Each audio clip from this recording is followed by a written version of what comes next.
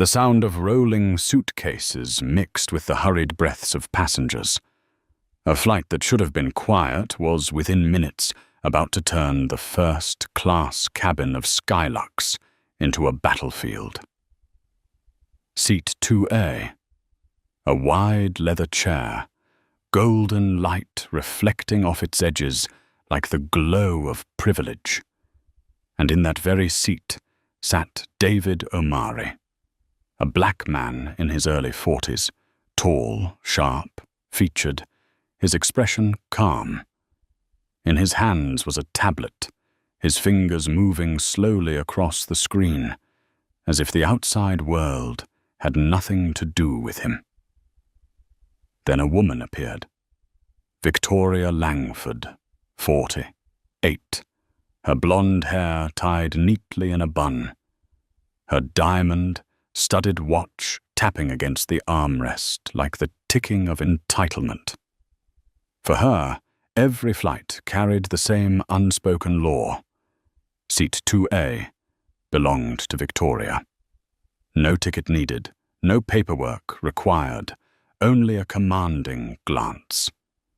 And the messenger of that command was Melissa Harper, 32, a flight attendant with a strained smile like a mask. She stepped forward, leaned slightly, her voice sweet yet tinged with arrogance. "Sir, this seat has been reserved for another Platinum VIP member. I'm afraid you'll need to move." The air seemed to freeze. A few passengers looked up, fingers pausing on their phones. For a moment, it seemed like a small mistake. But the measured breaths of Victoria and Melissa's icy stare made it clear this was something far more serious. David looked up, not angry, not argumentative, only steady. He slowly reached for his leather wallet, drew out a glossy black platinum card, held it up, his voice even and firm. "This is the seat printed on my ticket. I am also a Platinum member." Melissa glanced at it quickly, her smile stiffening further. Then she turned to Victoria. Their eyes met, a silent pact exchanged. Power required no reason, only position. Victoria spoke, her voice low but sharp as a blade. "I always sit there. It is mine." The words cracked like an invisible slap. Passengers nearby began to murmur. A few phones tilted upward, cameras quietly aimed toward row 2. Tension tightened like a string about to snap. David paused for a few seconds, then extended his ticket once more. The letters were clear. 2A. He spoke, his voice low but resonant. "This is my seat, and I will remain here." At that moment, the cabin was no longer watching a dispute over seating. They were witnessing a battle between arrogance and composure, between privilege and dignity. Melissa cleared her throat, struggling to regain her professional tone, but her trembling voice betrayed her. "This seat is usually prioritized for our most loyal Platinum members, and Mrs. Langford has flown with us for many years." Loyalty. The word hung in the air, but everyone knew its true meaning. Not loyalty, but belonging. Victoria belonged. David did not. Victoria stepped closer, her luxury handbag brushing against her side, her lips curling into a victorious smile. "I have flown this route for years. Seat 2A is practically mine." Silence spread, broken only by the arrogant ticking of her diamond watch. David straightened, adjusted his tie. His gaze locked on Melissa's, his voice steel. "This seat was assigned to me. I will not move." In that instant, time seemed to rupture. Every eye in the cabin fixed on the three of them. A few fingers tapped record. Red lights flickered across the cabin. Victoria laughed bitterly, the sound deliberately loud. How ridiculous, arguing over a seat in first class. I have never seen anything so absurd. This time, the whispers no longer hid. Is she really trying to take his seat? But it's already on his ticket. This is clearly discrimination. Melissa tried to reclaim control. Sir, I must insist one last time. But David cut her off, his words short, sharp. No need to repeat. I will not move. His refusal was not loud, not angry. It was his calm, unshaken resolve that made the atmosphere grow heavier. In the warm glow of the cabin lights, 3 faces stood out. Victoria's pride, Melissa's unease, and David's stillness, solid as stone. Yet none of them knew that the man they dismissed as unworthy was in truth the owner of a multi-billion-dollar tech empire. And within minutes, this aircraft cabin would no longer be a place of travel, but the stage for a storm unlike any they had ever seen. A single sigh. Then silence spread like oil across water. Passengers in the rows behind leaned forward, pretending to adjust their seatbelts, but their eyes locked on row 2. A few trembling hands lifted phones, lenses unsteady, the tiny red lights of record buttons blinking like 100 secret eyes. Melissa stood, rigid, her fingers gripping the edge of her service tray so tightly they turned white. In her ears thundered the sound of her own heartbeat. She knew well that every move, every word now was being captured, and within minutes it would escape this cabin and spread to the world. Yet behind her, Victoria's stare pressed like an unspoken order. Handle it.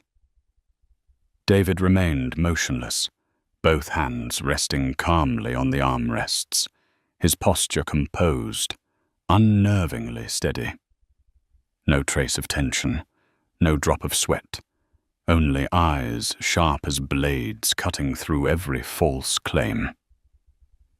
Victoria, by contrast, pressed forward.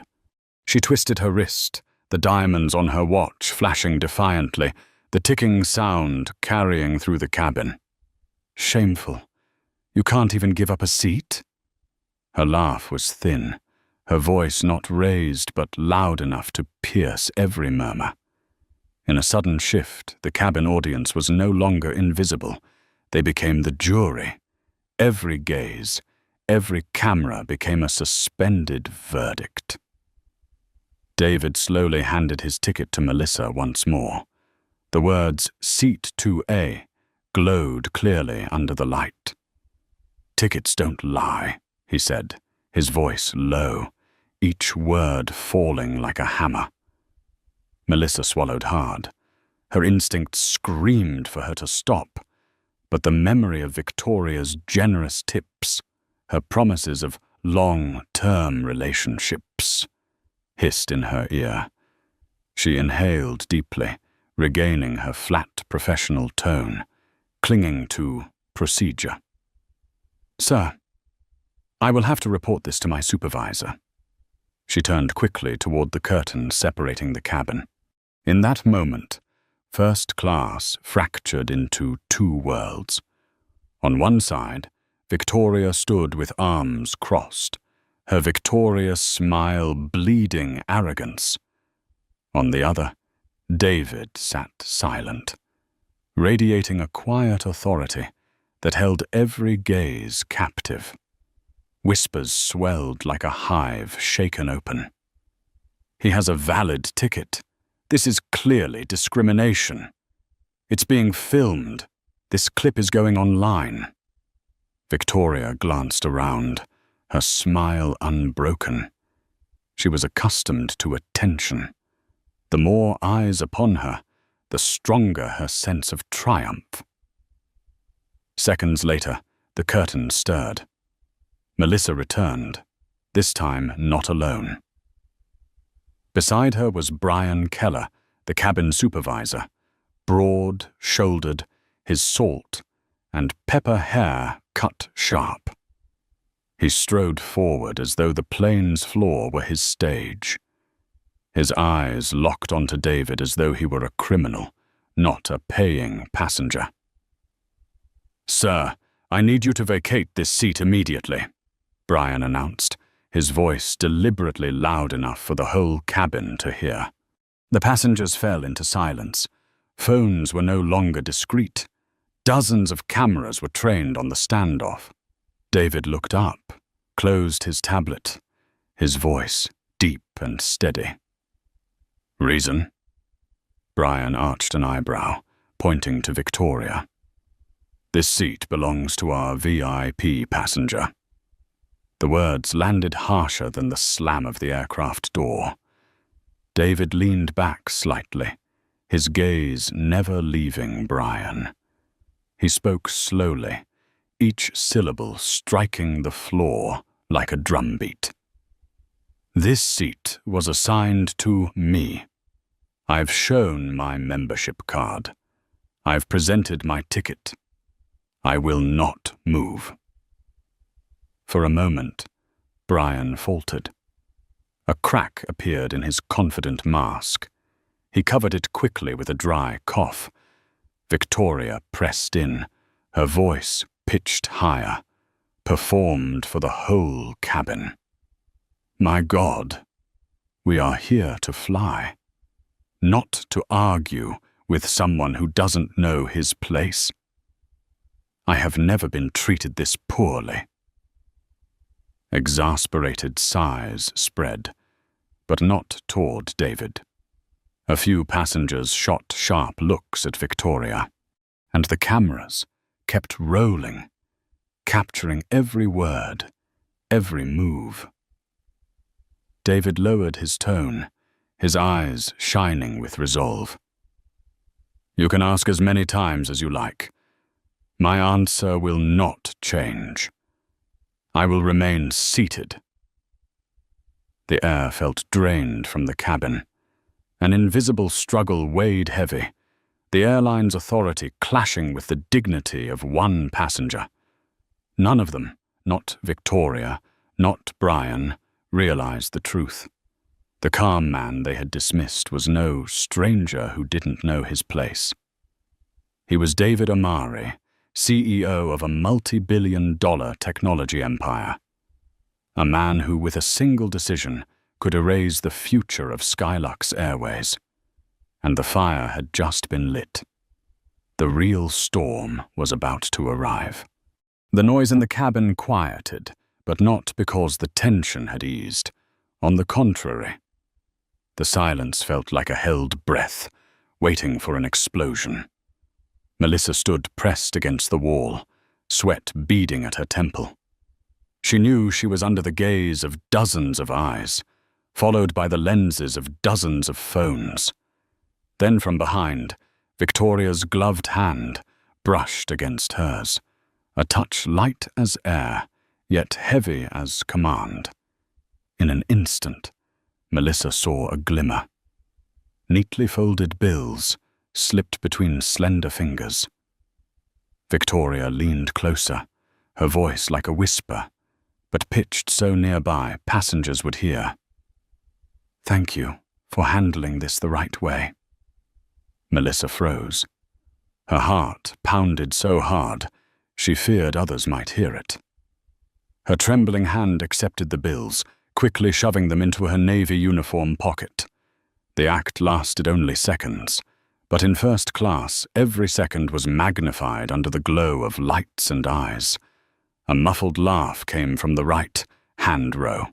A young passenger whispered to his friend, disbelief in his voice. She just took money. My God, they actually did that. 3 phones immediately angled forward.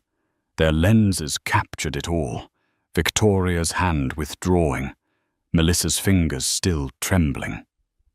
David saw everything. He said nothing. His eyes, calm as a midnight lake, reflected the image of the bills vanishing into a pocket. Inside him stirred a familiar feeling, one that had shadowed him since childhood. Injustice cloaked in civility. Yet instead of anger, he drew one measured breath, holding on to calm, holding on to dignity. Brian Keller, the cabin supervisor, seemed to draw strength from the sight. He cleared his throat, his voice booming like a judgment. "Sir, if you refuse to comply, we will be forced to call security. This is your final chance." Phones vibrated softly. Passengers leaned forward, nearly forgetting to breathe. Everyone understood now. This had gone far beyond a seat. This was the naked truth, prejudice laid bare. David opened his eyes, lifted his head, his voice deep and resolute. "You've seen the ticket. You've seen the membership card. I am not moving." The words sliced through the pretense like a blade.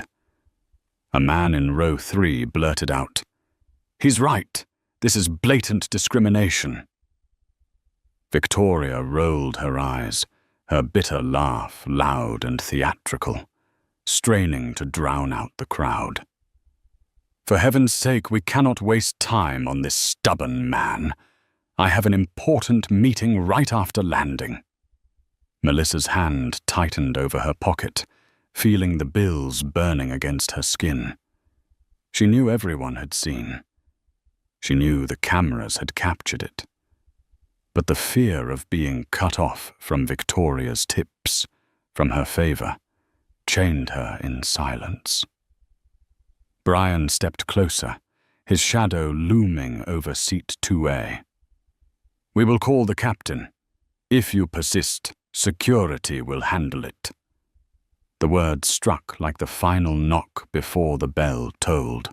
David locked eyes with Brian, then quietly set his hand on the closed tablet resting on his lap. He did not tremble, did not flinch. He gave only one short answer, hard as steel. "Do what you must. I will not move." The first-class cabin held its breath. In the stillness, the sounds were deafening. The ticking of Victoria's diamond watch, Melissa's ragged breathing, and the smallest, most dangerous sound of all, the clicks of dozens of cameras, immortalizing every word, every movement. In just a few minutes, this would no longer be contained within the cabin. It would pour out into the world, a rising storm, ready to engulf an entire airline. The curtain of the cabin rustled. Heavy footsteps echoed in the suffocating space.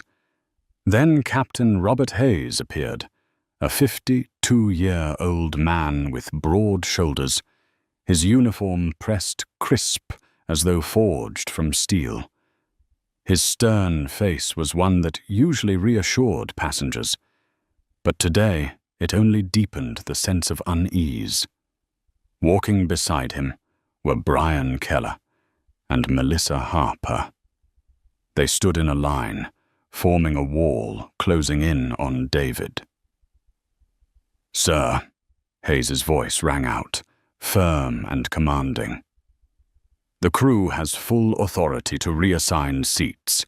I am ordering you to vacate this seat immediately." A wave of murmurs rose like surf. Passengers leaned forward, phones lifted higher, the red glow of recording lights scattered across the cabin like cold stars. David raised his head, meeting the captain's eyes directly. No avoidance, no fear.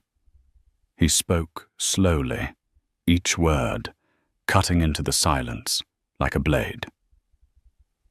"My ticket clearly states Seat 2A. I am a Platinum member. I have violated no rules, violated no Therefore, I will not move." The cabin froze. Melissa swallowed hard. Brian clenched his jaw. Victoria smiled triumphantly, certain victory was hers. Hayes tightened his grip on his cap, leaned slightly forward, his voice dropping lower, colder. "This is your final warning. If you refuse, I will call security. You will be escorted off this aircraft." A collective gasp broke from the passengers. A woman whispered, "He has a ticket. Why are they forcing him off?" David drew a deep breath, leaned back in his seat, his hands resting neatly on his thighs. He answered briefly, like nails driven into wood. "I'm not going anywhere." The air shattered. Some passengers could not contain themselves, their voices rising in protest. "This is unfair. We are recording everything."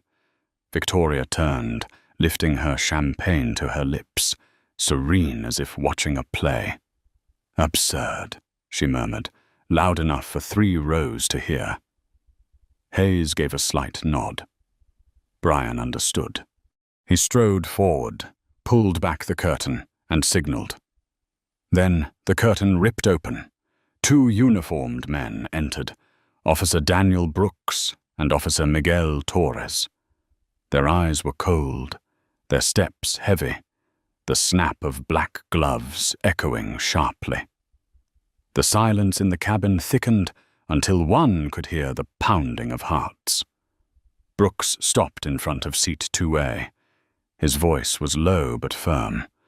"Sir, we have been called to escort you off this flight. Please stand." David turned his gaze on him, his voice steady, almost unnervingly calm. "For what reason? What law have I broken?"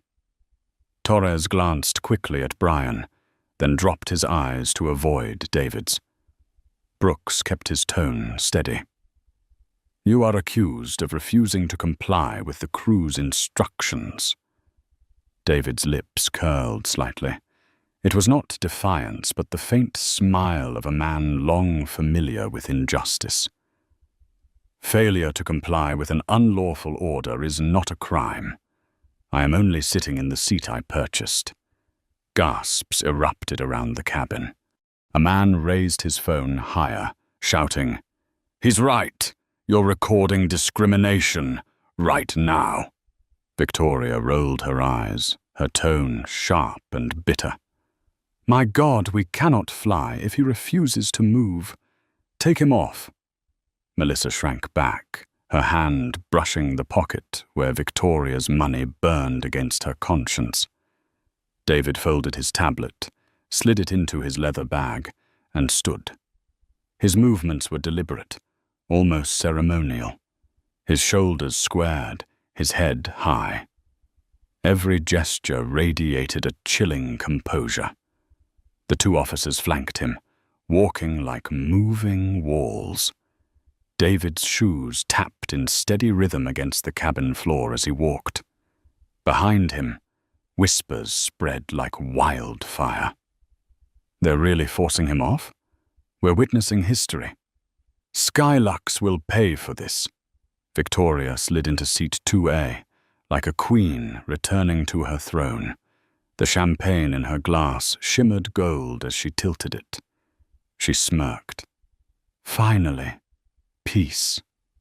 But she did not know that peace would last only a few breaths, because the moment the cabin door closed behind David Omari, a true storm had begun, a storm powerful enough to drown Skylux Airways. The cabin door closed behind David Omari. Outside, the light from the terminal spilled across his face, not the light of humiliation, but the light of truth awakened. They thought they had just expelled a stubborn passenger. But in silence, David pulled out his phone, opened the keyboard, and sent a simple message to his COO, Emily Carter. They chose the wrong man. To understand the weight of those words, we must go back more than 30 years, to a run-down apartment in South Chicago. David Omari, the son of a steel worker and a mother who cleaned offices on night shifts, grew up surrounded by the sound of train whistles and the smell of smoke clinging to every shirt. His father, Kwame Omari, hands hardened with calluses after 12-hour shifts, still made time to teach his son one lesson. You must learn to stand tall, even when the world tries to force you to bow. David understood that lesson on the fateful night when he was 16. The phone rang shrill in their cramped apartment. His mother collapsed to the floor. His father, the man who held the family together, had been killed in a violent robbery on his way home from work. That night, standing over the hastily filled grave, his mother's trembling hand in his, David swore, "I will build something that forces the world to see us as human beings first." No basketball, no street corners. David found his escape in an old computer discarded in the basement of a church. The screen flickered, the keyboard jammed, but for an 11-year-old boy, it was a portal to another world. While other kids played video games, David dismantled every screw, studying every line of code from borrowed library books. By his teenage years, he was writing small programs that could predict game outcomes, uncovering patterns in chaos. The ability to see hidden order in disorder became David's lifelong skill. The path, however, was not smooth. He worked odd jobs, waiting tables, night shifts in warehouses, repairing computers for cash, just to scrape together tuition. Every time he met investors, their eyes slid over his skin, his foreign name, then settled with doubt.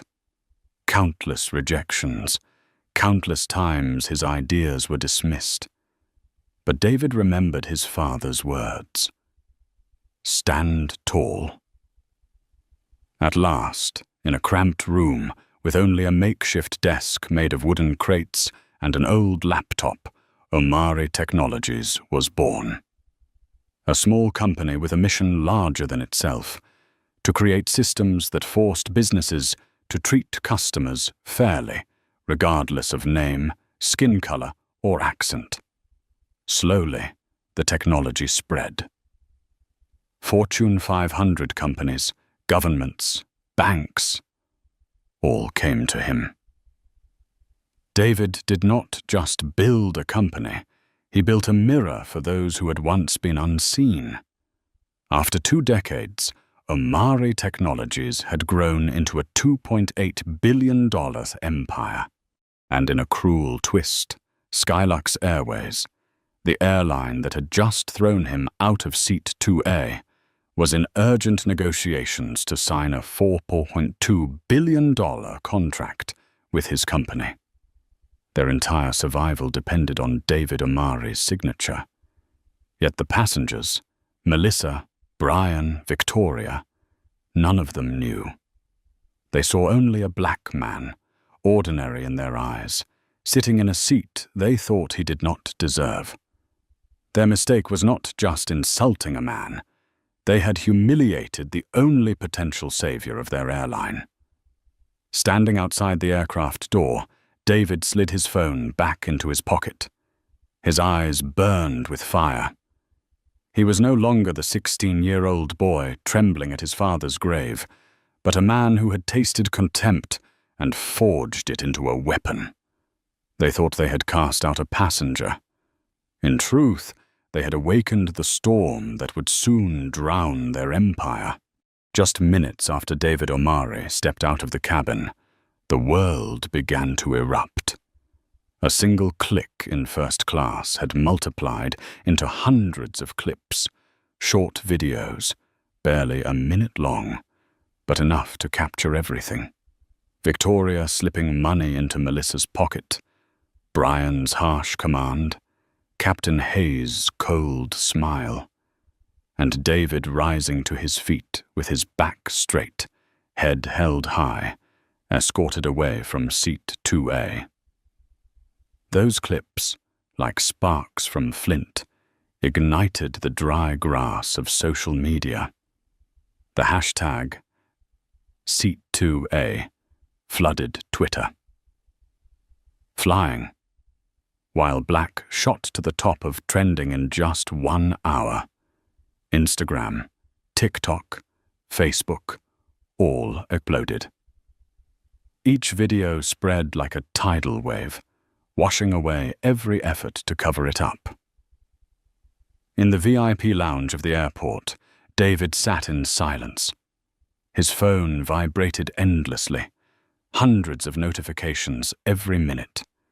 Strangers sent him clips, journalists sent urgent emails, civil rights groups tagged his name in their posts. "You are not alone." "We saw it. Thank you for standing tall," Emily Carter called, her voice urgent, rapid. "The video is global. Legal is ready. PR is preparing the statement. All we need is your nod." David answered quietly, his voice steady. "Do it."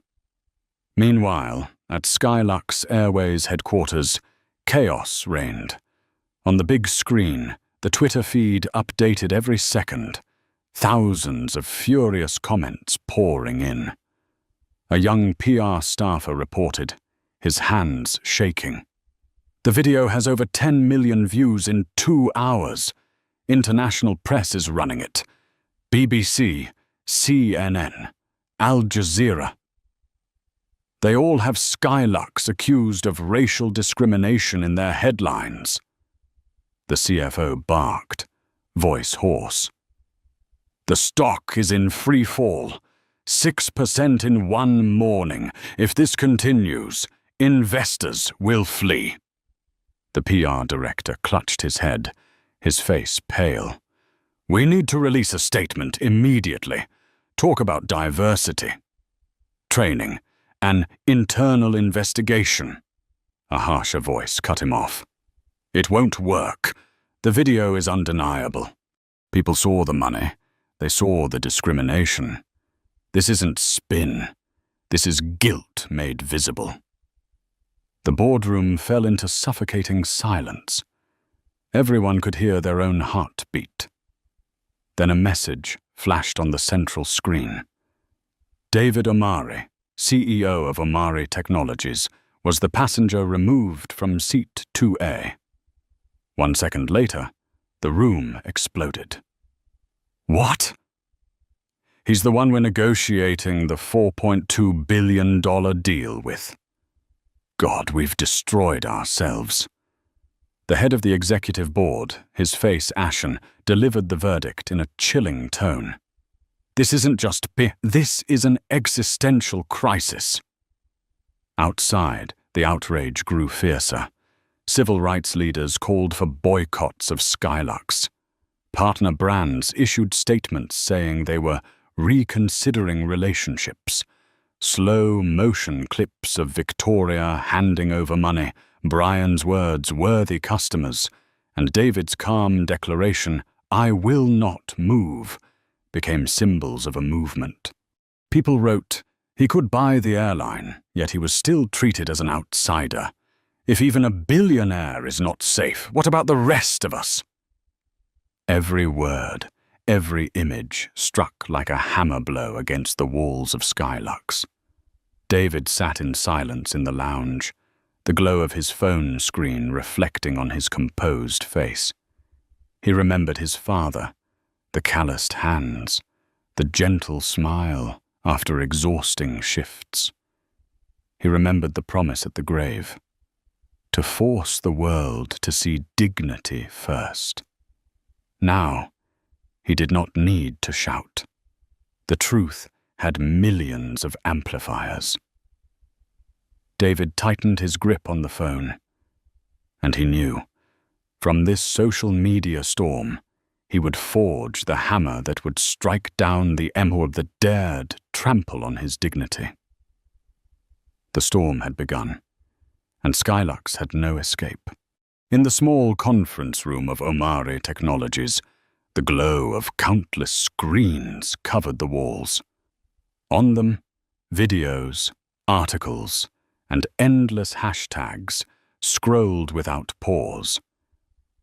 Seat 2A, #flying, while black, #justice for Omari. David sat at the head of the table, steady as a statue cast in bronze. Beside him, COO Emily Carter updated the flood of news, while teams of lawyers and PR staff buried themselves in laptops. No one spoke. The air was so thick that the sound of keystrokes felt like war drums. At last, Emily looked up. "David, the public is waiting for your response. We can release a statement at any moment." David drew in a long breath. The image of his father returned, the man who fell victim to a robbery and left him with one lesson: stand tall, even when they try to force you down. He raised his head, his voice deep and unwavering. "Not just a response. Today we finish this." Outside, Skylux was sinking into chaos. The board of directors convened in emergency. The CFO screamed into the phone, "Stock has dropped 12% this morning. If we don't stop this, we collapse." PR scrambled frantically, drafting statements. "We'll call it an isolated incident. Say we value diversity." But a board member slammed the table. "Are you insane? This isn't an incident. This is the CEO of the company we begged to save us. $4.2 billion. Our future rests on him. And now he sees us as his enemy." No one answered. In the suffocating boardroom, the only sound was the relentless beeping of stock numbers bleeding red like spilled blood. Then it happened. A new post appeared. A 90-second video released from David Omari's official account. On screen, he sat upright before the camera. A plain backdrop. No special lighting. Only a calm face, a steady voice. Every word striking like a hammer against hot steel. "I was forced to leave seat 2A, the seat I purchased, with a platinum membership card. I followed every rule, yet they told me I did not belong. Let me be clear. Dignity is not for sale. Not mine. Not anyone's. Omari Technologies is officially ending negotiations with Skylux Airways. The $4.2 billion contract is no longer on the table. And today, we will be filing a lawsuit against Skylux for discrimination." He paused, his eyes locking onto the lens. "This is not just my story. This is the story of everyone who has ever been told they are not worthy. I will not allow silence to protect injustice for one more second." The video ended. Within 15 minutes, it reached 1 million views. International news networks replayed it non-stop. Reporters all used the same phrase: the $4.2 billion bombshell. At Skylux, the board sat frozen. A member whispered, "He just fired the kill shot." An in-house lawyer rushed to suggest, "We need to reach out, beg to renegotiate, promise reforms." But the CEO of Skylux, his face grey as ash, only shook his head. It's too late. His mind is made. Outside, the outrage swelled into a tidal wave. Shareholder groups, loyal customers, even pilots from rival airlines voiced their support for David. A new hashtag surged across platforms, hashed ground Skylux. The footage of Melissa pocketing a bribe, Brian's shouting, Captain Hayes' threats, played again and again on every channel. And David's words, "Dignity is not for sale," became a rallying cry, printed across thousands of posts. In the war room of Omari Technologies, Emily smiled faintly, her eyes meeting David's. "Do you know what you just did? You turned humiliation into your sharpest weapon." David stayed silent, his eyes burning with resolve. He did not laugh. He did not gloat. Only one low sentence cut through the air like a blade. They thought they took a seat. In truth, I just took their future. Skylux Airways headquarters, 27th floor, boardroom.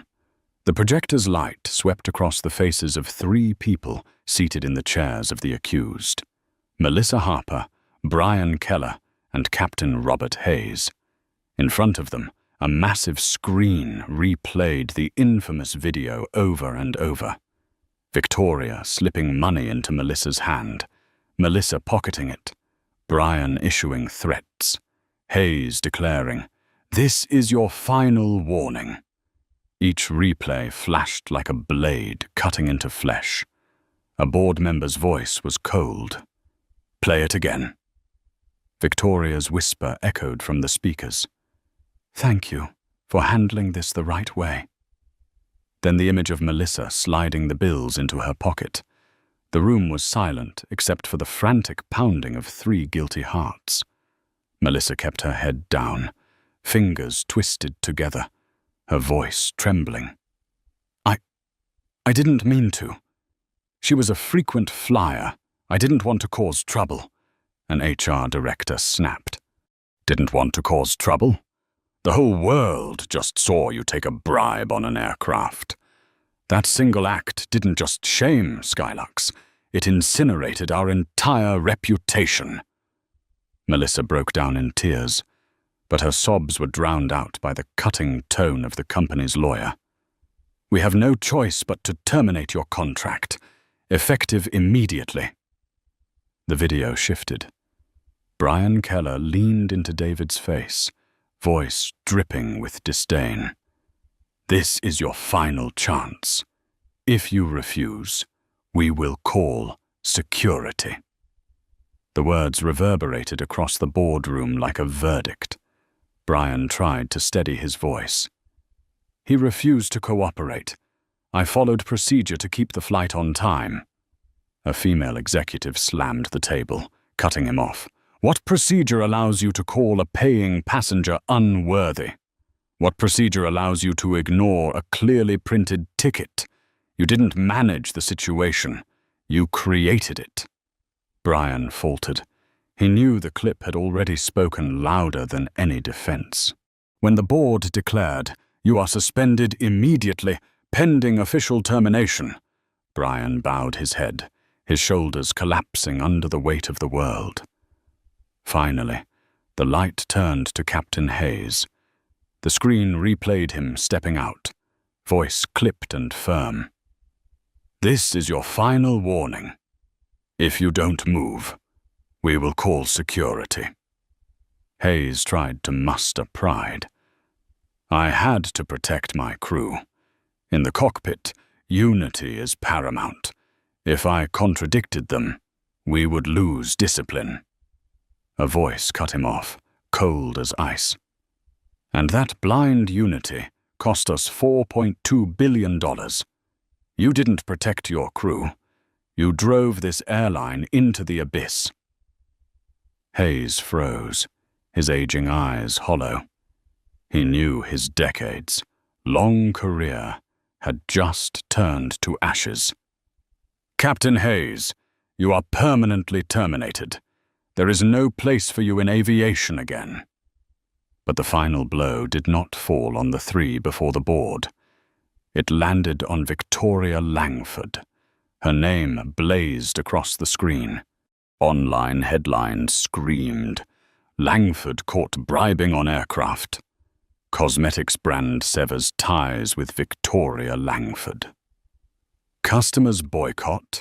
Langford office phones ring non-stop. The image of her sitting in seat 2A, champagne raised in mocking laughter, was enlarged into a symbol of privilege and arrogance. A board member stared at the screen, his tone bitter. She didn't work for Skylux, but she dragged us straight to hell. No one argued.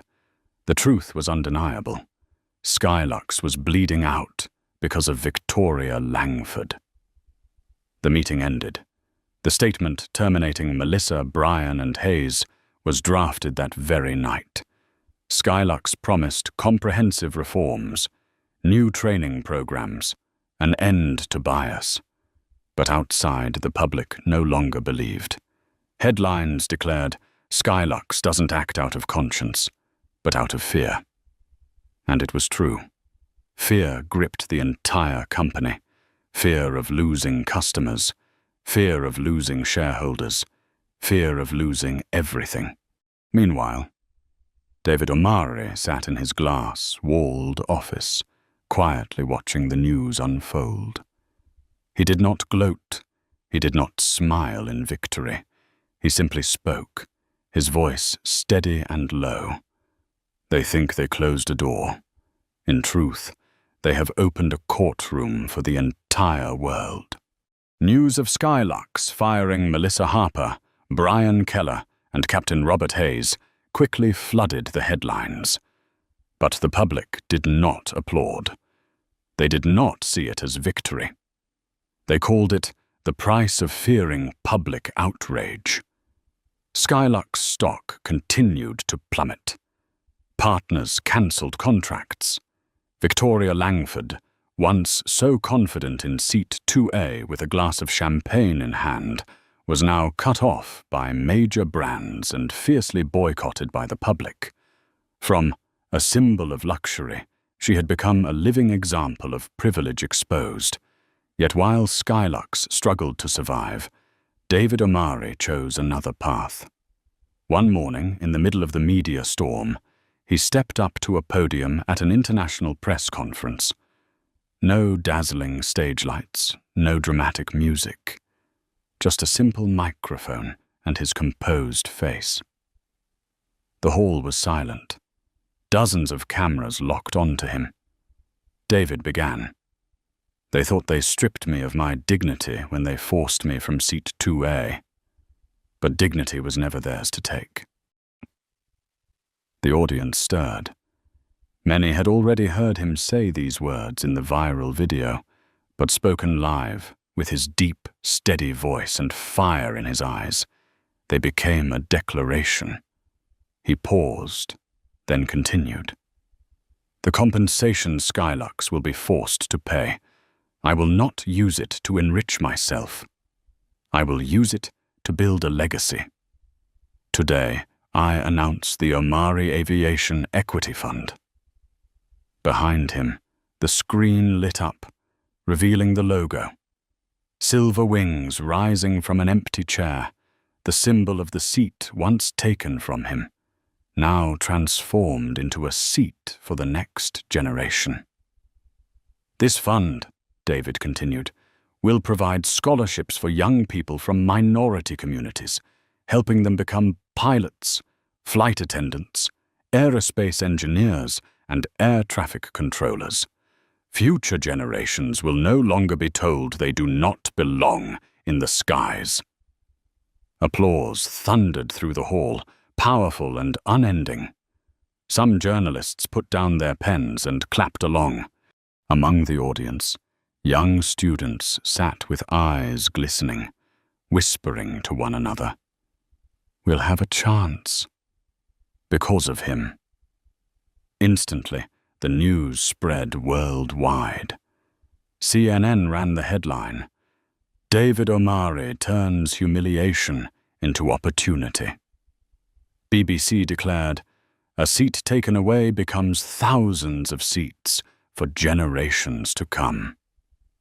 A new hashtag surged, #WingsOffDignity. Social media filled with videos from families thanking him. A mother filmed her young son wearing a paper pilot's outfit, saluting. "I want to fly a plane. Thank you, Mr. Omari."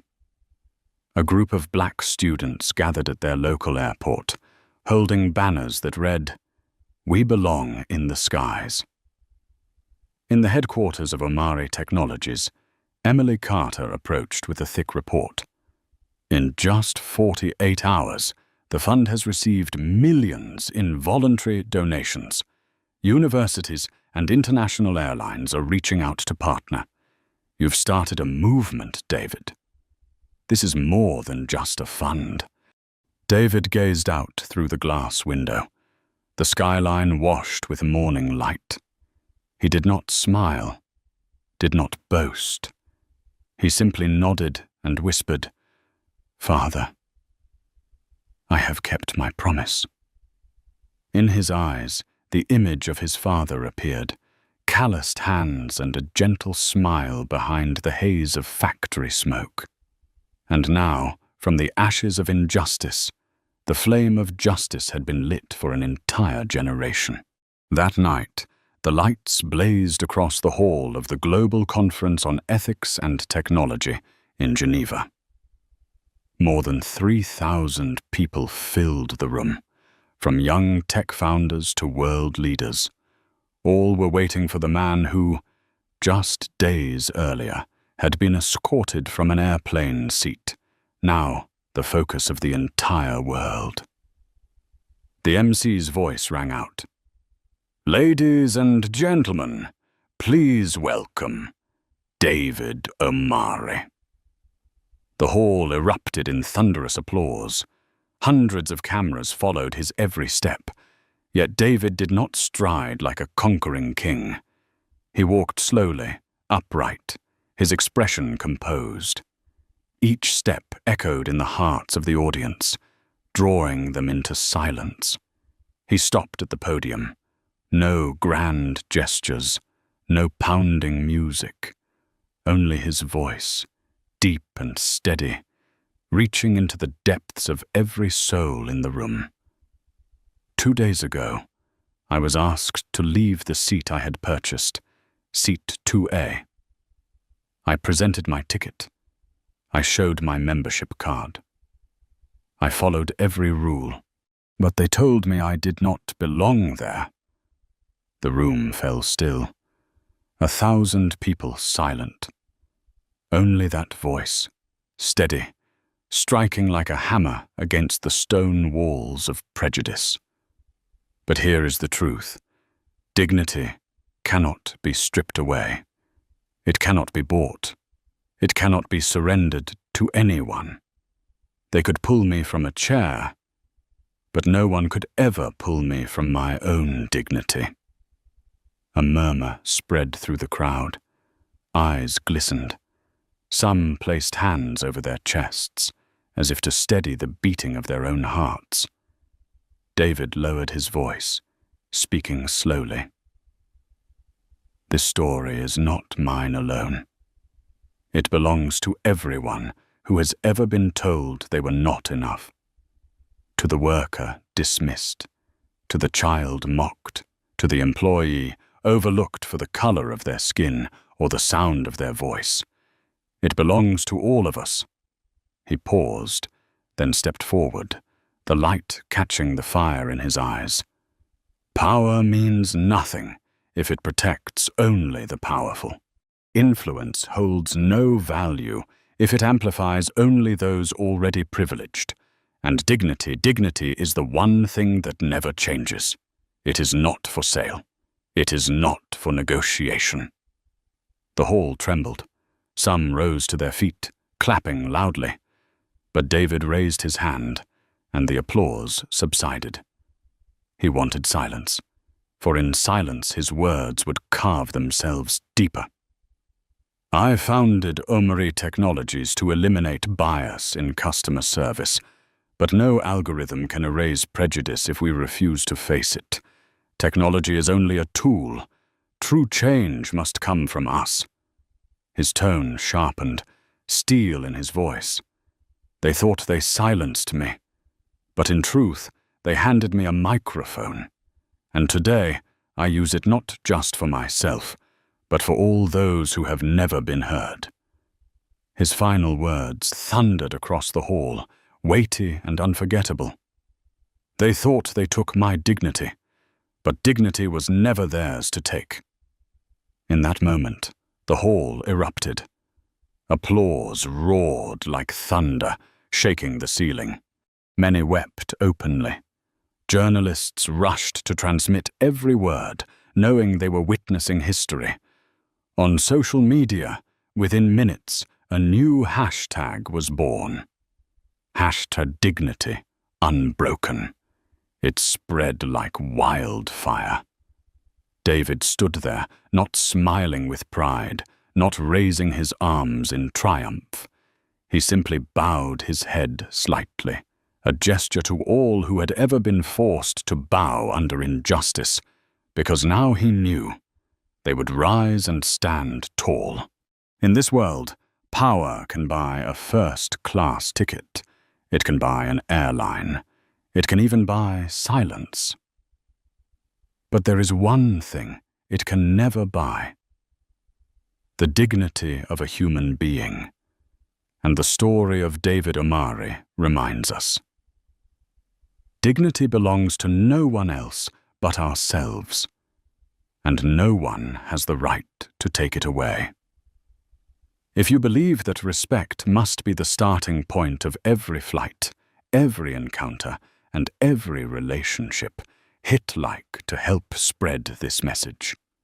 And don't forget to subscribe so you can continue to follow stories of justice and resilience.